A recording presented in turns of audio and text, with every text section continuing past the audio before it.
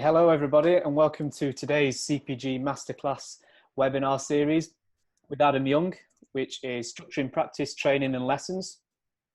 Before we do get started, could you just ensure that your microphones are turned off? You are more than welcome to keep your screens on if you want to, but as I say, just make sure your microphones are turned off so we can get the presentation uninterrupted. We will be recording this webinar as well, so if you do miss anything or have any questions, you're more than welcome to refer back to it afterwards, and that will be available on the CPG Masterclass Series hub page. I'll post the link in there in the chat in a minute. After Adam has finished presenting, we will have a short Q&A as well. So if you do have any questions for him, please post them in the chat option in the bottom of your screen as we go along, and then I'll allocate sort of 10-15 minutes afterwards, as always, with the previous webinars to get through as many questions as possible and see if we can get them answered. My name is Tom Bentley. I am the Communications and Event Manager for the Confederation of Professional Golf. So once again, welcome all to this CPG Masterclass series. And I'll hand you straight over to Adam, who's going to be focusing on the practice manual, Structuring Practice for Training and Lessons. Adam. Thank you. Right, I'm starting my stopwatch now. Hopefully I won't rush through this too much, but I always, if anything, I go over a little bit too much with these. So I'm going to try and keep it to the 20 to 25 minutes, and hopefully it's entertaining for you without being too much information at once. But if any of you guys know me, you probably know from the book, The Practice Manual. It's a book I wrote in 2015. And I had no idea that it would sell because it's on a topic that I thought was pretty boring to most people, but it's kind of interesting to me.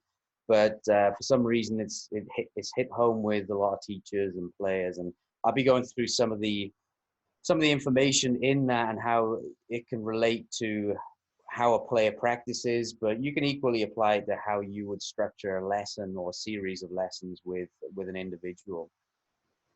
So I'll start with something we all know now that, you know, when I first started teaching and many years ago, we probably didn't put enough emphasis on that the most important part of the swing is that half an inch or so where the club is actually connected to the ball. And obviously with the rise of things like TrackMan and Foresight Sports, all the radars now, we're all deeply involved in that impact interval, which is a good thing. But for many amateurs, they still are very, very swing oriented. And it's just important to always hone back, I believe, in your philosophy, or hone in on the idea that impact is the most important thing. So whatever we're trying to change in the player, it's designed to change that essentially. Another point I want to make before we go through this kind of preempt is the difference between macro and micro movement. So macro, looking at the whole, micro zoning in on kind of minutia. So examples of this, I had a blog where I hit a good shot and a bad shot, and I filmed them side by side, and I asked people to kind of spot the differences, and I went through them, and you can see that the macro movement, things like shoulder turn, when I hinge my wrists, head height, weight shift, the release of the club, they were all very, very similar.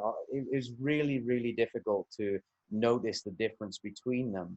However, the shot on the left went 156 yards. The shot on the right went about 80 yards. So there's a 70 plus yard drop in distance, even though the look of the swing, the overall movement looked pretty identical. In fact, I had a few emails saying, "You've done some trickery here. You've just tried to trick us into believing they're different swings." But you can see by the people in the background there that they were different swings. And so what was the difference? Well, the difference was the impact. Again, so zoning in on that micro. And on the left, the good shot, I hit ball then turf. And on the right, the bad shot, I hit I think 2 inches behind it. So into the ground. And so that lost the 70 yards of distance. And this shows exactly what changed, because I was using radar, TrackMan, and it said the angle of attack was the same. So we know the low point position was the same, but there was just a subtle change in height. So I call this arc height or arc depth. So you can see that on the top picture there, that represents the club coming in, striking the ball, and then the purple star represents the ground contact. So that's a nice ball and turf contact. On the bottom picture, that's hitting 2 or 3 inches behind the ball, and all that's changed is a 1/2 inch drop in height. That's it. So the same angle of attack, but a 1/2 inch drop in height produces 3 inches of ground contact. So this is, again, this is a big thing for amateurs and even many professionals to kind of go and think about the differences between your good and your bad shots. It can often, they can look the same on camera when you're looking at things like shoulder turn and things like that. But we know from the physics of impact, if you hit a ball that carves out to the right with a driver, that might just be a 2-degree difference in presentation of the club face. Just 2 degrees can cause that ball to go 20 yards right with a driver. So you can't see that on camera. You're not going to see that halfway down. So we have to kind of separate that micro and macro. This was another example. On the left, I asked this player to intentionally hit a heel shot. And on the right swing, I asked the player to intentionally toe the ball, just because we're working on a skill of moving it around the face at will. And you can see the overall look of the swings, they're pretty identical. You know, the takeaways are the same, halfway back as he reaches the top, pretty identical. As he transitions down, same transition. Even at this point in the swing, it looks identical. And then it starts to change a little as we get closer to impact, but even here, they're almost identical. And then you can see at impact on the left, there was a little bit of a frame missing. It did hit the heel on the left-hand side and the toe on the right-hand side. So again, very different results. One was a shank, one was a toe shot, but the macro movements look very, very similar, if not identical. In fact, I posted this on a forum with, I think, about 5,000 professional instructors, and they couldn't tell the difference. They couldn't tell which one was the shank and which one was the toe before impact. So with those things in mind, this is how I like to structure practice. I have 5 phases. We've got a technical phase, something I call experimental, a calibration phase, a performance training phase, and a transference training phase. So those are the 5 phases of training that I go through, or you could say 5 different lessons that you could apply to your pupils.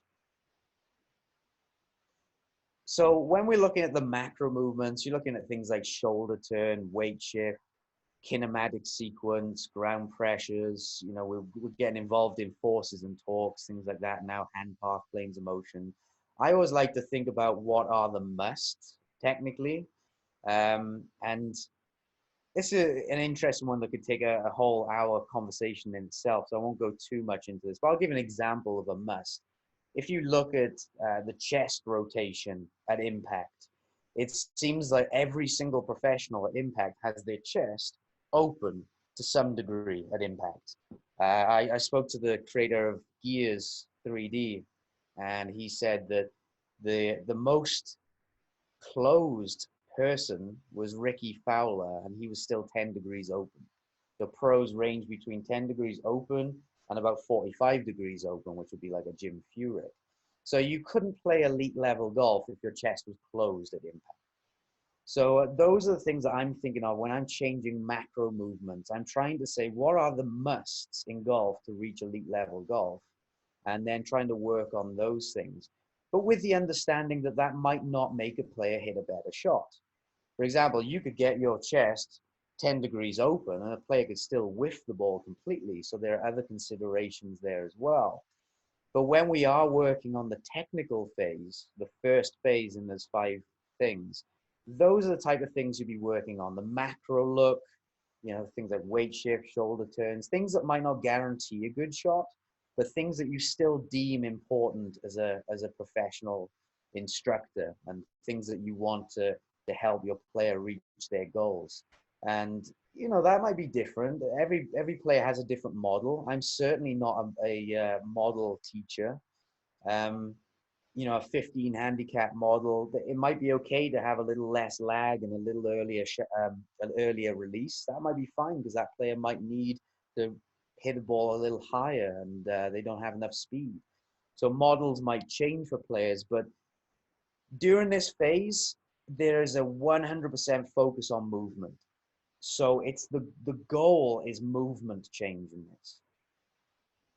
And, you know, things like improving impact is still the goal, and or reducing injury as well. So impact is not always the goal when we're improving the player. Reducing injury might be a goal. So I've had players, you know, where they push up in the ground and their lower body, their hips rise up a lot and their upper body kind of stays over in order to hit the ball, and they get this crunching in the spine and rotation. So, you know, there are things that you can do to reduce stress on the lower back. So that might be a consideration as well when you're in this phase, as well as improving impact consistency. So, you know, an example of that is someone could achieve a good impact, but they might not be very consistent because their head is going all over the place as they're making the swing. And you might want to reduce some of that movement. During this phase, you might want to reduce context. So I know we talk a lot about, you know, random practice and things like that. But when it comes to movement change and when movement change is the goal, sometimes taking away the target is okay. So you might want to help or take a player and get them to hit balls into a net during this phase. Obviously, that's not the ultimate goal, but when we reduce context, so it could be taking the ball away in initial stages. It could be doing slow motion swings. It could be reducing random practice and doing more blocked practice. So those things are all helpful tools when it comes to helping a player make a change. Because sometimes when we add too much context to what a player is doing, when we have a target and we have pressure and we're changing clubs all the time, it becomes much more difficult for a player to make a change to their movement. And then I like things that I like to break down the movement and build it back up. So, you know, if say someone's working on shallowing the club, it might be a case where they swing to the top and stop, they shallow the club and stop, then they swing down. So it might be a broken down movement. So again, it's not necessarily a contextual thing, but that helps in the initial stages of making the change. And then they can start to build it back up. So they might start to do slow motion swings or start to create more fluidity between those three steps. And the big part with this is the separation of goals. So it's important for you as an instructor and the person that you're teaching to understand what the goal is here. And the goal is movement change, not necessarily hitting a good shot. Because as we said, you can get a player to make the movement you want, but because of the minutiae at impact, they might not hit a good shot. You might get that player from a 10-degree closed chest at impact to a 20-degree open impact. They might be within tour ranges now, but if that club is coming in half an inch too high, they're going to blade a ball. So again, the difference between macro and micro. The second phase here, experimental, this is an interesting one. It's much more of a impact focus. So we're talking about exploration of impact. So building a feel for different things. And I'll go through some of those examples now. Building creativity is a goal here. Unlocking new movements. So if I have a player who can't do something, then this is a good way of making them do it. So an example of that, a player might be shanking the ball. They might be hitting out the heel, and you might want to move that strike more towards the center, but they can't seem to move it towards the center. Well, sometimes if you try and get them to go the complete opposite side and you ask them to toe shank it, all of a sudden it unlocks that ability for them. I've fixed so many shankers who come to me who say, I've had loads of lessons, I haven't been able to change this. And just that simple exercise of trying to do the complete opposite can unlock that ability for them. So it goes against the practice perfect mantra. It can also be used as a skill building thing, so improving coordination, disarming fear as well. So, you know, that shanker, they might be trying to move it more towards the toe side of the club, but they're a little bit fearful of overdoing it. Well, when you give that person a task and you say to them, I want you to hit the worst shot you can on the toe side, that disarms the fear and then unlocks that ability for them to do it. And you'll know when say you're on the golf course and you're hitting it left one day, you know what to do to fix that. You know what you have to do with the face to correct that. But somewhere in the back of your mind is that fear of, well, don't overdo it, right? We don't want to completely do the opposite and block it out to the right. But using experimental practice, it disarms that fear because you're encouraging the person to do that opposite task.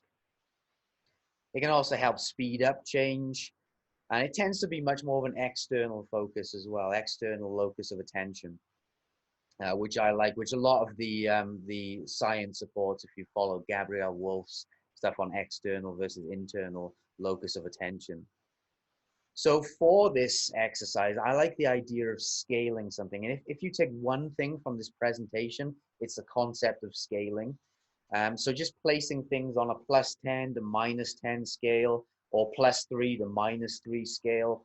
When we're using radar, that kind of does it for us now. So with path, you have these numbers specifically, so it's automatically scaled, but you can really do it with any skill you're trying to improve. Even if you're trying to improve the macro movement. So you have, say, the pictures here of the left arm position of Tiger. So you could say to someone that the ideal position is a 0, and then you'll have +1, +2, +3, and then you've got -1, -2, -3.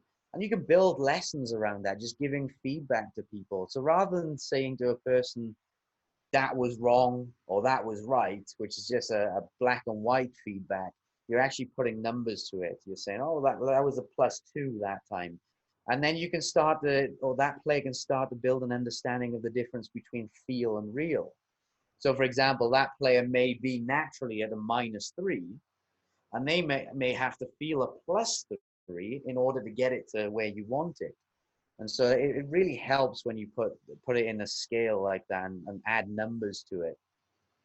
So I scale everything. So when we zone in on the impact variables, if this is you looking at the ground and we're talking about ground contact or where the divot starts here. So we could say if that ball was resting on the 0, the white line, and we ideally with an iron, we want that divot to start on that white line and extend after it. So again, you could have a -1, -2, -3 would be incrementally behind the ball, and +1, +2, +3 would be in front of the ball. So I have loads of players who naturally hit it fat, as many of us, everybody does come in contact with that. So a player who's hitting the -2 line, they're hitting a couple of inches behind it, they might have to feel a +2 in order to get a good divot. And so you can actually take the ball away, so reduce context, and get a player to explore. So in this second phase here, we might be exploring the scale. So you might ask a player without a ball, you might say to them, right, try and hit a +3 for me. Now try and hit a -3. So you're actually exploring what you don't want to do. And I found that when players get a feel for both ends of the spectrum, they're much more capable at zoning in on the thing that they want. And I've actually tested this with a number of different skills. And I've had some players only try to do the thing they want, aka 0, versus another group which tries to explore the scale more. And the ones who explore the scale are actually better when retested at hitting what they want. So again, it goes against the practice, perfect practice makes perfect mantra, because we're practicing things we don't want in this. Other examples of that, if you have players, a beginner might be topping the ball, for example. So you might go through them, you might talk through with them about arc height, so coming in higher, coming in lower. You might just place a tee there and take the ball away and just say, right, let's explore. Hit a +3 for me. So swing too high. Now hit a -3 for me, really thump the ground. Now hit just the top of the tee, the tip top of the tee. And then you explore all of those different feelings, and you as a coach are giving them feedback. So then when you place the ball on top and someone tops it, you can say, well, that was a +3. Let's feel more of a minus number until we get what we want. So again, the experimental phase is exploring here, exploring the scale. Similarly with face contact, you might explore heels, which would be +3, toes, which would be -3. You can flip that scale if you want. You can have tighter or wider scale. So I might do the same thing with a pro, and the difference between a +3 and a -3 might be millimeters instead of ½ an inch. So you can change the scale according to the player that you have in front of you. And again, exploring the scale there. I've done a specific test on this. I've got a study. It wasn't a scientifically controlled study. It wouldn't pass the test for a PhD. I know that, but I tested 2 groups. One was just calibrating a centered strike, and the other was exploring the face. And the group that explored the face were better at hitting the middle at the end of a 5-day test. So it's really counterintuitive practicing the wrong thing to get the right thing, but it's proven itself over and over. It's called differential practice in the scientific literature. Similarly, you can explore plus, minus with the face, and if you have TrackMan, you can do that quite nicely now because it gives us a really good numbers. Or you could just do a basic version of this. You could say, hit a big right for me, hit a medium right, hit a small right, hit a big left, medium left, small left. So you've got 6 different variants of that. And again, even complete beginners can do that. So these aren't advanced player tasks. I've had complete beginners who can explore the scale. Angle of attack, that's another example as well. So yeah, to go back to that, the second phase, experimental practice, is all about exploring that scale. So the third phase, calibration, is now about, once you've gained the feel for the different ends of the spectrum, it's now honing in on that middle ground. Again, very impact focused. So you want very good feedback for this. So things like TrackMan is good, or obviously you as a professional being there is very good. For face strike, you can use things like the face spray, and you should be using this throughout as well. Ground contact, just spray a line on the ground, place the ball on top, and you can see where your divot is. And the ball flight gives you the feedback you need for club face direction, pretty much. Asking the pupil during a lesson as well, what do you think went on there? So after a shot, ask them specific questions. So say a player shanks it and they hit it right. Even if they identify it and they say that was a shank, ask them, say to them, where did you hit on the face? Can you point for me? Because I've had players shank the ball, and when I ask them to point on the face, they point to the toe. So they've identified that the shot is a shank, but they didn't realize they've hit the heel. So always asking questions to players of what has gone on. Again, examples of that might be a player might hit it left. Ask them what they think happened at impact. They might think that they have actually swung left to achieve that. Whereas in fact, their path might have been fine. It's just their face was closed. So keep asking the players questions to gauge their understanding of what's happening at impact, because they can't calibrate it without that understanding. I do a lot of level-based tasks during this. So say, for example, we're trying to calibrate a centered strike. I might just start with putting. So that might be level 1. I'll give them a certain zone on the face. We might say, let's hit the grooved part of the face, and let's start with a putting swing. Once they achieve a 7 out of 10 success rate, we move to a chipping swing, then a pitching swing, then a half swing, then a 70% swing, then a 90% swing. So we gradually will add on more complexity or more difficulty as a player is seeing that 7 out of 10 success rate. And if their success rate drops too low, if it goes down to say 3 out of 10, you might level down a little bit. So if they're trying a full swing and they're not hitting the groove part of the face, you might drop down to a pitching swing to make it easier. So that goes into the challenge point theory of keeping that player in between 3 out of 10 to 7 out of 10. So they're keeping them in that zone of optimal learning, because too difficult a task and they slow down their learning, they lose confidence. Too easy a task and they get bored with it. So examples of that, you might give them a range. Okay, let's see if you can do +1 to -1. So that's your range. And let's start with a chipping swing and then build it up from there. The arc depth as well, you might say, okay, let's do +1 to -1 here. So you're okay with a little bit thin, you're okay with maybe an inch fat, but anything outside of that range is no points. And let's start again with a chipping swing. And same with face strike, as we've been through before. You might say anything -2 to +2 is okay there. Start with a putting swing and gradually build it up. So calibration is zoning in on what we want, which is a 0, maybe giving yourself boundaries of acceptability and using skill-based tasks that are gradually, progressively more difficult. Performance training, this is the 4th phase. This is really interesting, and you can create an entire philosophy on this. You'd never have to do anything else other than this if you wanted to go this route. So this is an n=1 test. So obviously we have things such as Gabrielle Wolf's studies on internal versus external focus.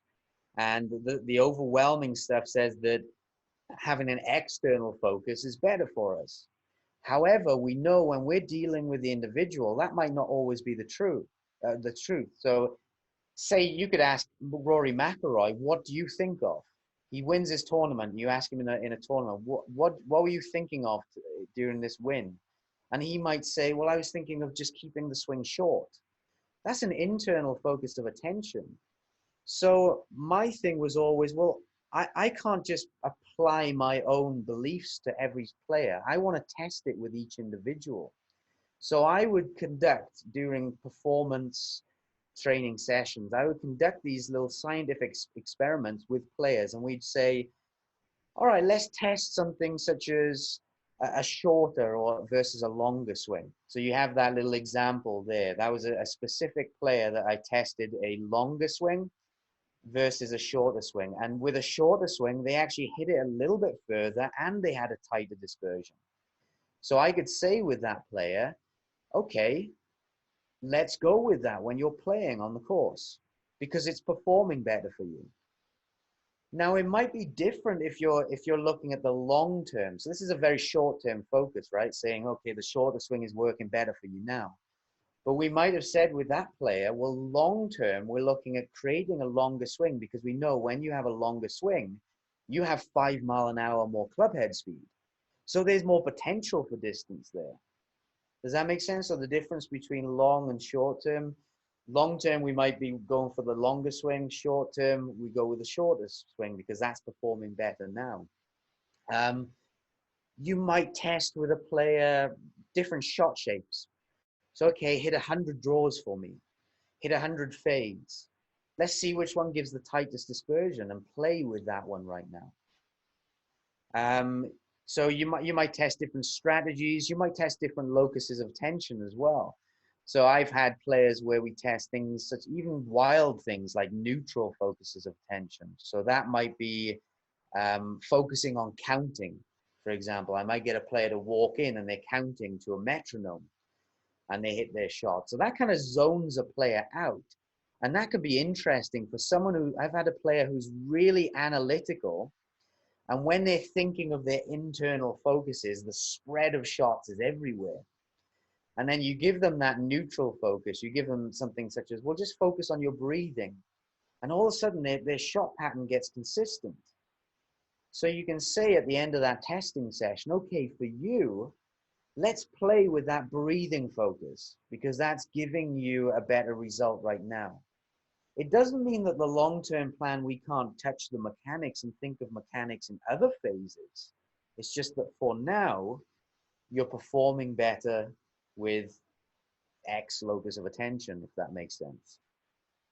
You can do loads of different variants as well. Say you find out that a player performs better with an external focus of attention, thinking of the target, for example, like Annika Sorenstam. Well, are they thinking of the target as in they're just visualizing the entire fairway? I like that. I don't like a specific point. Or are they zoning in on a specific point, like a specific tree in the background? Those can produce different results, and you can test those things. I've actually done tests on players where I asked them to try and hit 100 shots between 2 poles versus trying to hit at one specific pole.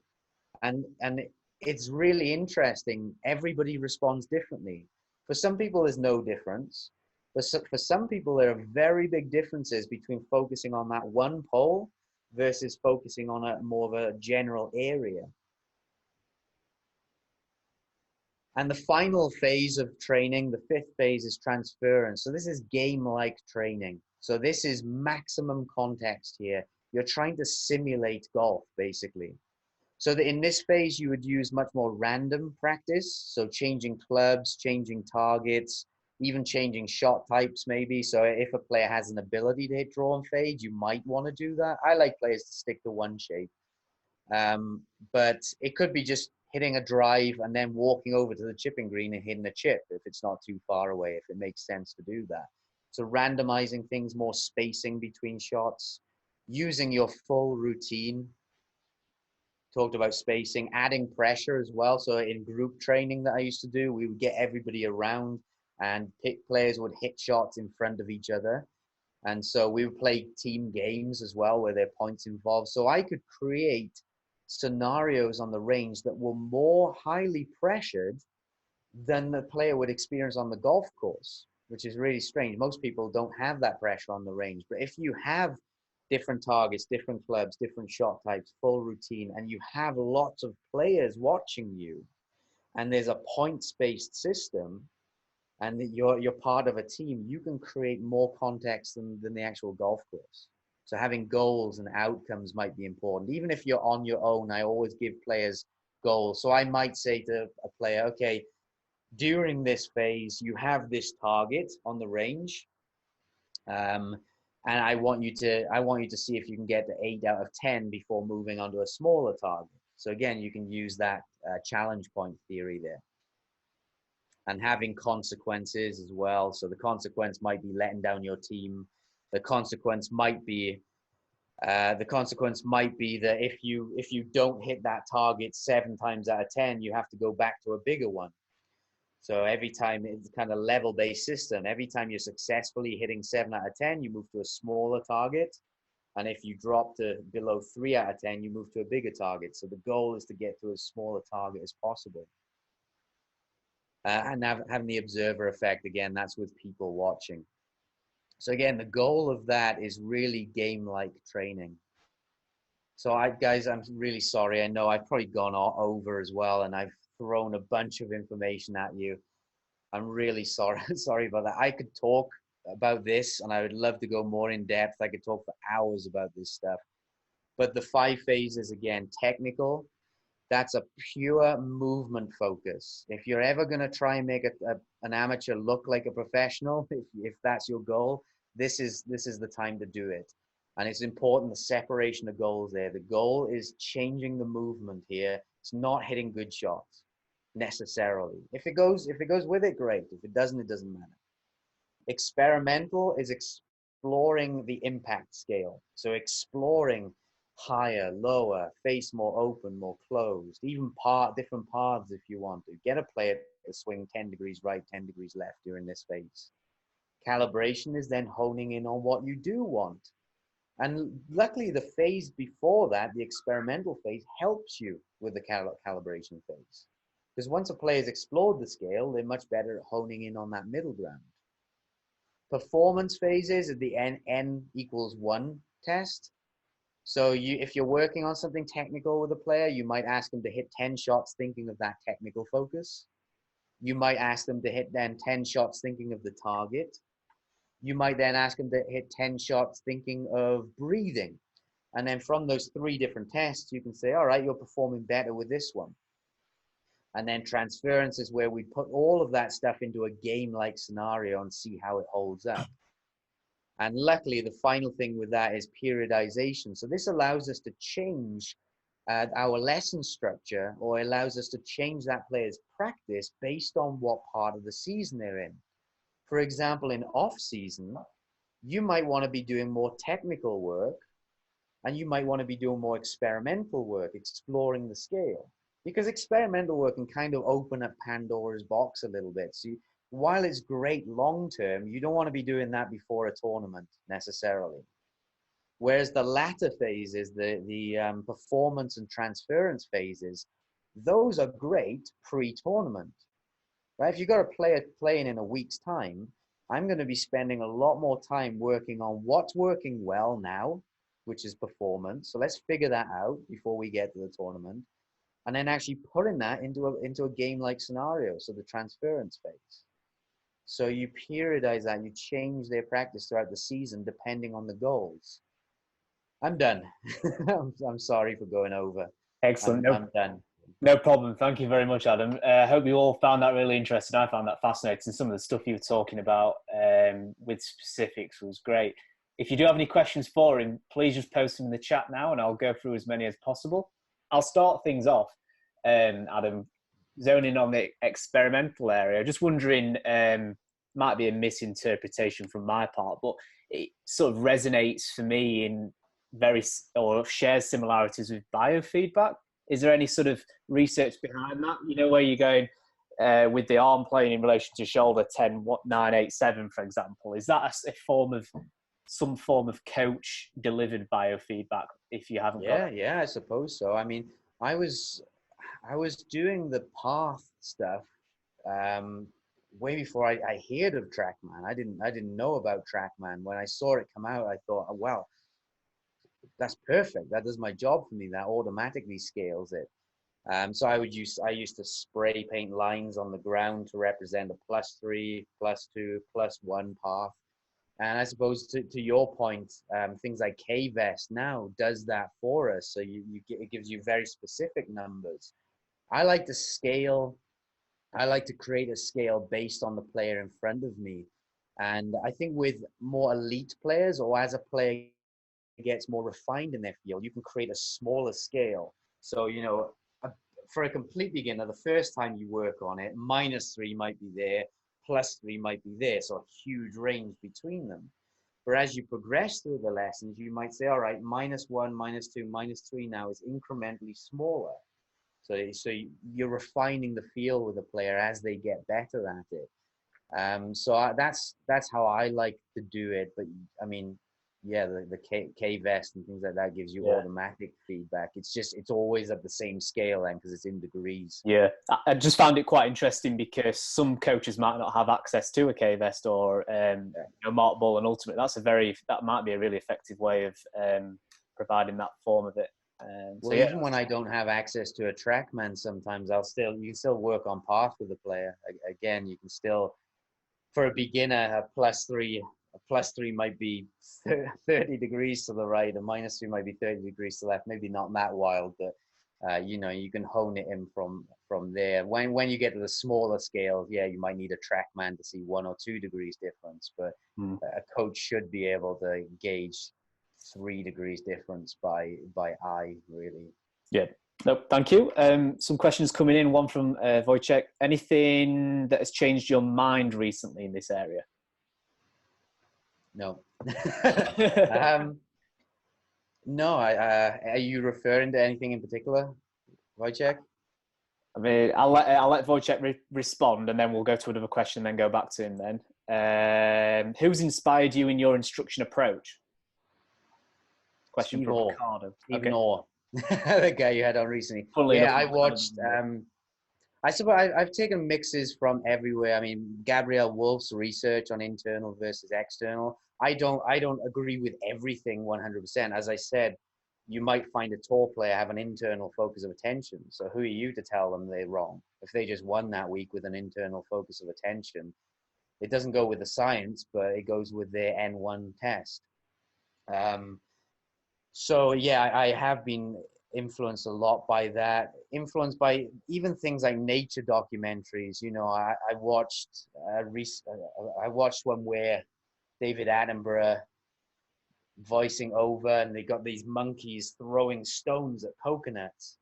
And I look at this monkey in slow motion, and it's doing like a perfect kinematic sequence. And I'm thinking, well, how that monkey's never been on a K-Vest before, so how has it developed a kinematic sequence like that? And that goes into the theories of self-organization, and how we as humans can figure out a way, if the task is clear to us, So I've always been very, very impact focused. So say I'm working on path with someone and they've got a 10-degree left path.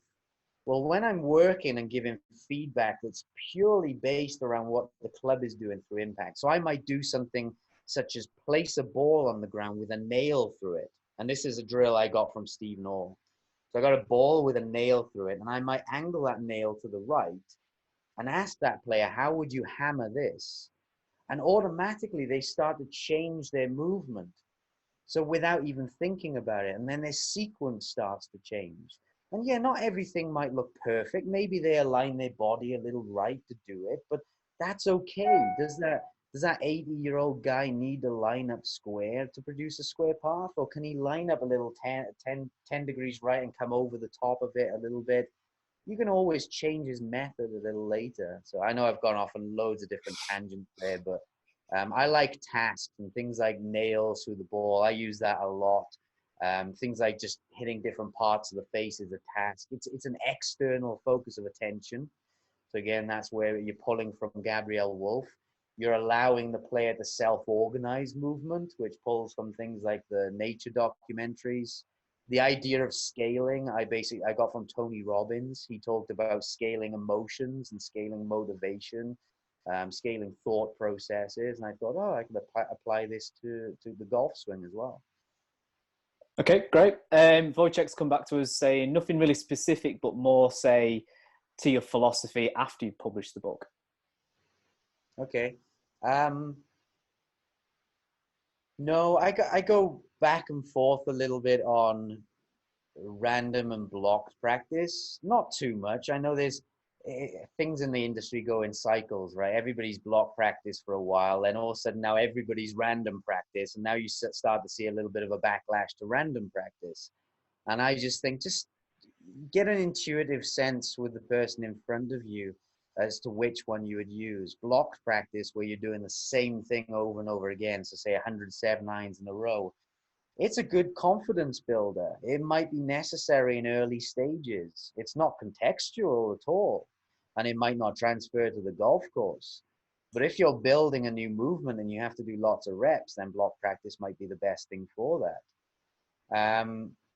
But yeah, I don't think, I think I've always tried to be quite neutral. I've never tried to say this is the way to do it. So I don't think I have to go back on anything in the book, because it was never really dogmatic about anything in the first place. I don't think. Okay, no problem. Question from Jose. I'm not quite sure on the context, so actually I'm going to unmute Jose and let him ask the question specifically, if he's okay with that. Go ahead, Jose. Hello, Adam. Hi. My question was like thinking about the how we self-organize or the studying about self-organization, depending on the task that we have to do. What are your thoughts about how can you start with a beginner thinking about that concept? Yeah, it's good. I mean, we have to be careful. There's good and bad things. Players can self-organize in a bad way. So say, for example, someone is not hitting the ground in the right place. They're hitting behind it. Well, you could do a good task that I do with people is I give them an old club.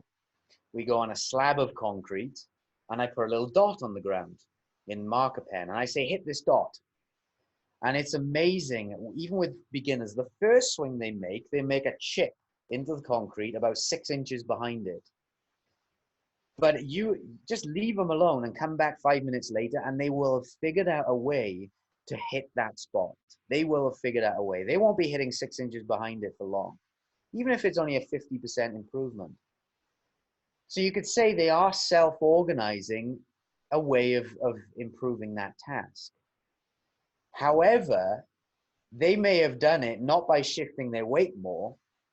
They may have done it by swinging more left, because swinging more left moves the low point forwards. So you could look at that and go, ooh, they've self-organized a bad solution to that. But the thing that you can do from there is you can just add tasks onto it. So a task I might add on to that is I might put a guitar plectrum on the ground and I'll say, well, hit the guitar plectrum and hit it in the direction that you want. So then they start to self-organize both things. They start, because you can't hit that guitar plectrum if you swing too high, or your low point is too far forwards, or your low point is too far backwards. It'll just bounce off the concrete. So now they're self-organizing low point, and because they're getting that in the right direction, usually it's going to self-organize a better movement. Or a good drill for this is to get a player into the sand, draw a line in the sand, and the first exercise is just hit that line for me. So that gets the low point for them. Then the second exercise is, okay, hit that sand and splash the sand in this direction. And you can even explore with that. Splash the sand to the right, splash the sand to the left, whilst making contact here first. Does that make sense? So you just add tasks on to evolve the swing. So rather than trying to teleport a person from complete mess to pro swing by getting them to work on positions, you're just adding tasks. And I prefer that approach because that works on skill and movement at the same time. And then you could have other things as well, like the nail drill. A nail or hammer drill is great for self-organizing a movement with a player who's a complete mess at the beginning. I'll actually demonstrate this slightly for you now. So this would be the exercise I would take a person through. I might get them to hold the club like this, and I would place a stick here to represent a big nail. And I would say, how would you hammer that? And they'll do this. And I say, okay, how would you hammer it harder? And then I'd say, okay, now a little lower. And then as you look from here, and then lower, and then lower. And all of a sudden you have a player with a good movement. And you're just tapping into instinct there. You're not telling them about plane or path or sequence, but I would say 90% of people, maybe 95% of people with any type of coordination will have something that looks like a decent starting golf swing if they go through that process with the nail drill. And then you can use things like, you could place the nail more this side or this side of the ball to change strike. So if a player's, say their impact is like this, you could place the nail this side of the ball, and that would encourage more of a heel bias strike. So the club would come in more like this. And if you place the nail more this side of the ball, it's going to encourage more of a toe strike. So I can use that nail drill to change multiple variables. So swing things, path, obviously, if you angle the nail different directions, they'll start to self-organize different movements. I've done some interesting videos where I just ask a player I angle the nail to the left and I film their swing. Then I angle the nail to the right and film their swing. And then I show them the side-by-side comparison, and they're like, oh my God, look what's changed in my swing. They can't believe it, that their left arm is different, their sequence is different, the club is coming down differently, and they're not thinking of any of that. They're only thinking about how to hammer the nail in different directions, and their movement is changing as a result of that intention. So I know that's a big way of answering the question, but hopefully it answered it. I think it's interesting because a comment from George sort of leads on from that a little bit in that he sort of interprets what you're saying as, and I do a little bit as well, in that form follows function. So if you're automatically working on a functional movement, the technique will in some ways follow. Is that yeah? So like that nail drill is a good example of that, really, isn't it? Exactly. I think if the player in front of you truly understands the task of how that club should move through impact, lots of the form will clear itself up. I experienced this myself. I've always swung from the inside, and my arm was always very flat. And even when my lessons, my teachers would get my arm higher, I would just drop it behind me. And it was only when I did that nail drill myself. That's why it's so popular for me, is because it worked for me. I had that nail angled towards the target, and I stood over it, and instantly I was like, this is not how I hit the golf ball. I'm in here. I'm from the inside. I'm like, wait there. So I'm trying to feel something different through impact. And then instantly, when I was trying to hammer that nail in the straight direction, I even angled the nail slightly to the left. All of a sudden, I filmed my swing, and my left arm was automatically up there. And I thought, well, how is this? I'm not even thinking of my left arm.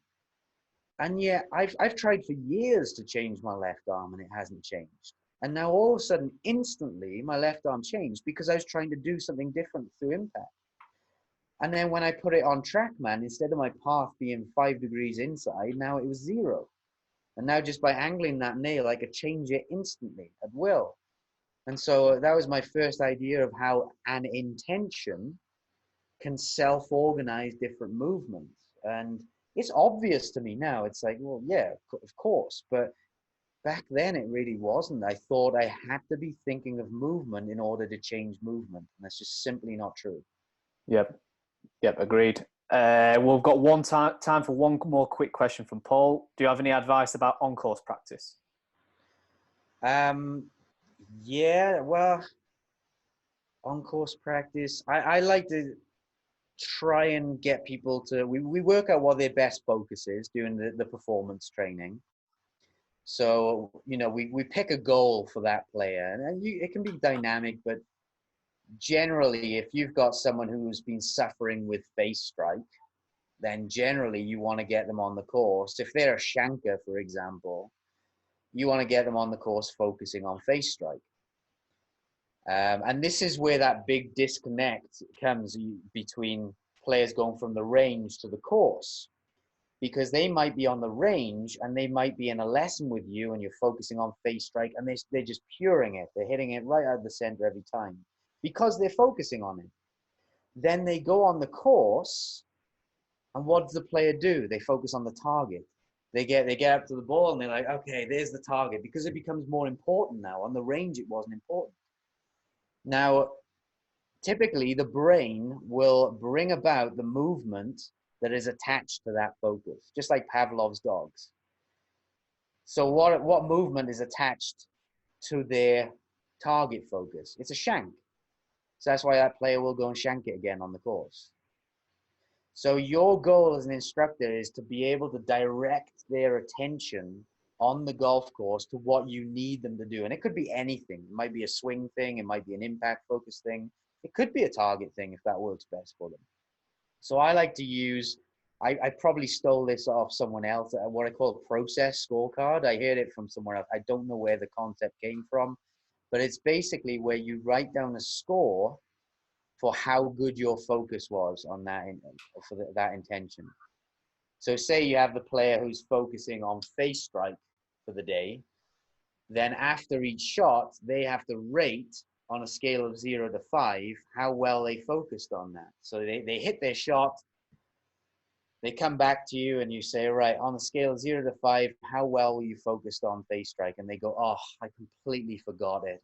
I was so absorbed in the target, I completely forgot to even focus on it. So you put a 0. And then the next one, they say, well, okay, I had a little bit of focus on the face strike, but I was still quite aware of the target. So you'd say, okay, well, let's give you a 2 or 3 on that one. And then by the end of the round, they were like, you know what? I was so absorbed in the face strike idea. I didn't even have any awareness of the target. I didn't hear the birds chirping or anything. I was completely zoned in on face strike. So you give them a 5 for that. So the goal with that is, can you get a 5 average score, or as high as possible average score, based on the performance factor that works for you at that time. So that's just one thing for what you can do on the course, really. Okay, I hope that answered your question, Paul. We're going to have to tie things up just because of time. Just want to say thank you, first of all, Adam. That was fantastic. Just ability to simplify some complex processes and thinking was brilliant. So I hope everybody else enjoyed that. And thank you to everybody who has joined on the webinar as well. I do hope you found that interesting. If you did miss anything, we have recorded this and we'll upload it onto the Masterclass series hub page afterwards as well. Just a quick note for next week, we've got 4 webinars as well. On Monday, part 2 social media with Emma Ballard. Teaching the Everyday Golf with Andrew Rice on Tuesday. We've got part 2 of Life After COVID-19 with various CPG officials, which will be really interesting and follow on from part 1 this week. And then on Friday, I think it is the Golf in Buddha with David Kearney. So hopefully we'll see you all then as well.